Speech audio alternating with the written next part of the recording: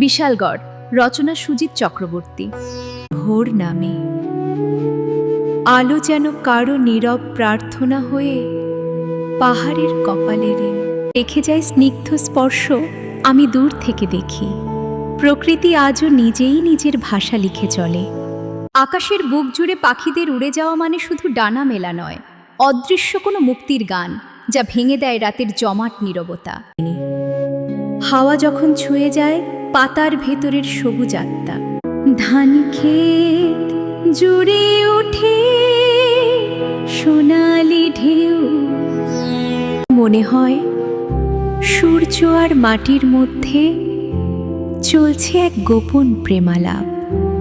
সিপাহী জলার নিভৃত বুকে এই ছোট্ট শহর, মানুষগুলো যেন মাটিরই মতো নরম, সত্য, অনাড়ম্বর।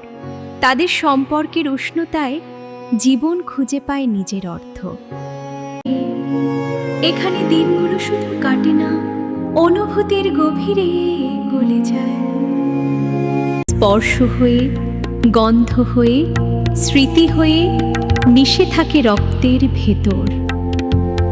বিশালগড়, তুমি কোনো স্থান নও, তুমি আমার অন্তরের এক নিভৃত আশ্রয়, যেখানে ফিরে গেলে নিজেকেই আবার নতুন করে খুঁজে পাই।